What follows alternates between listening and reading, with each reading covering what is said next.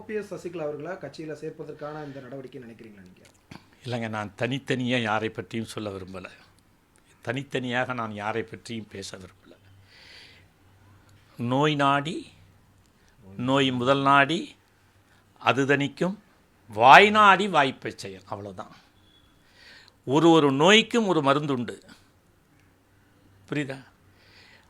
அந்த நோயை அறிந்து அதற்கான மருத்துவ சிகிச்சை கொடுங்கள் என்பதுதான் என்னுடைய கோரிக்கையை தவிர தனித்தனியாக நான் யாரையும் குறிப்பிட்டு இதற்கு தீர்வு காணுங்கள் இதற்கு தீர்வு காணுங்கள் என்று நான் சொல்ல தயாராக இல்லை.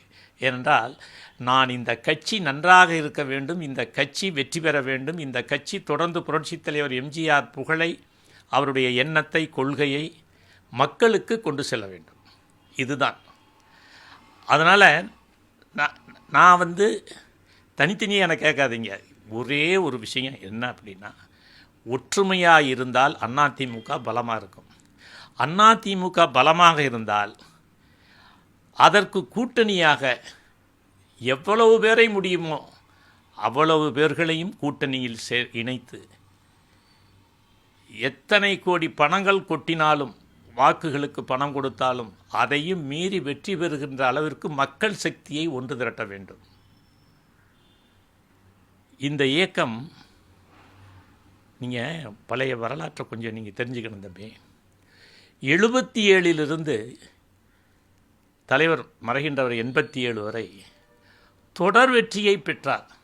இந்த சரித்திர சாதனை இந்தியாவில் யாரும் செய்யவில்லை. ஒரே ஒரு ஆள் தொடர்ந்து 3 முறை வெற்றி பெற்று முதல்வரானார் என்ற வரலாறு யாரும் படைக்கலை. அப்போ என்ன பொருள்? அந்த மக்கள் சக்தியினுடைய வாரிசுகள், பிம்பங்கள் தான் இன்றைக்கும் இருக்கிறார்கள்.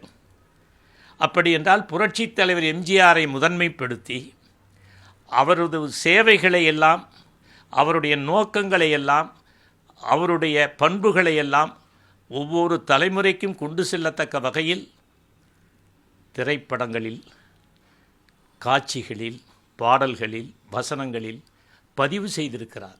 அது எல்லா காலத்திற்கும் இந்த மண்ணும் மக்களும் இருக்கின்ற வரை அந்த கருத்துக்கள் தேவைப்படும். அந்த கருத்துக்களை மக்கள் மத்தியில் கொண்டு சென்றாலே நாம் நிச்சயமாக மாபெரும் வெற்றியை பெற முடியும். புரட்சித் தலைவர் எம்ஜிஆர் அதிமுகவின் குலதெய்வம். கிராமத்தில் சொல்லுவாங்க, குலதெய்வத்தை வணங்கலினா குடும்பம் குலநாசம் அப்படின்னு. இத்தகைய நிலைக்கு காரணமே புரட்சித் தலைவரை இன்னும் முதன்மைப்படுத்தி அவரது பாதையில் இந்த கட்சியை கொண்டு செல்ல வேண்டும். மத்திய அரசினுடைய அதிகார மையம் என்பது ஒரு மாநில ஆட்சியில் இருக்கிற கட்சிக்கு முக்கியம், மாநில எதிர்க்கட்சிக்கும் முக்கியம். அப்படி என்றால் மாநிலத்தில் ஆளும் கட்சியை எதிர்த்து நீங்கள் தேர்தல் களத்தில் நிற்க வேண்டும் என்றால் மத்திய ஆட்சியோடு தான் இருக்க வேண்டும், கூட்டணி வைக்க வேண்டும். இதுதான் எம்ஜிஆர் ஃபார்முலா. என்ன தெரியுமா ஃபார்முலா? சீட்டு ஃபார்முலா என்ன தெரியுமா? எல்லாம் தெரிஞ்சுக்கங்க. மாநில தேர்தல் என்றால் அதிமுகவுக்கு கூடுதல் இடங்கள், பாராளுமன்றம் என்றால் காங்கிரஸுக்கு கூடுதல் இடங்கள். இப்படி புரட்சித் தலைவர் எம்ஜிஆர் ஒரு ஃபார்முலாவை வகுத்து கட்சியையும் ஆட்சியையும் நடத்தினார்.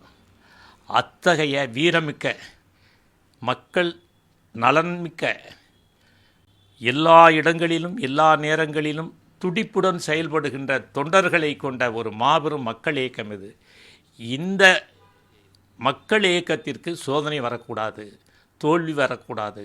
இந்த இயக்கம் மாபெரும் வெற்றியை பெற வேண்டும். அதற்கு என்ன செய்யணும், என்ன செய்யக்கூடாது என்பதுதான் என்னுடைய கருத்தினுடைய மையப்புள்ளி. அறிக்கையில் வெளியிட்ட கருத்துக்களை நேரடியாக செயல்படுத்துவதற்கு அதிமுகவில் இப்போ முக்கிய பொறுப்புகள் இருக்கவங்கள சந்திக்கிறதுக்கான வாய்ப்புகள் இருக்கா? இந்த தொடக்கத்தை நீங்கள் தொடங்குறதுக்கான வாய்ப்புகள் இருக்குது? இல்லை, எல்லாம் நடக்கும். நீங்கள் அதை நான் உடனே தனித்தனியாக சொல்ல விரும்பலை. இதற்கான எல்லா முயற்சிகளையும் நான் மேற்கொள்வேன். என்னென்ன முயற்சிகள் தேவையோ, என்னென்ன காரியங்களை செய்ய வேண்டுமோ அத்தனை காரியங்களையும் முன்னெடுத்து கொண்டு செல்வேன்.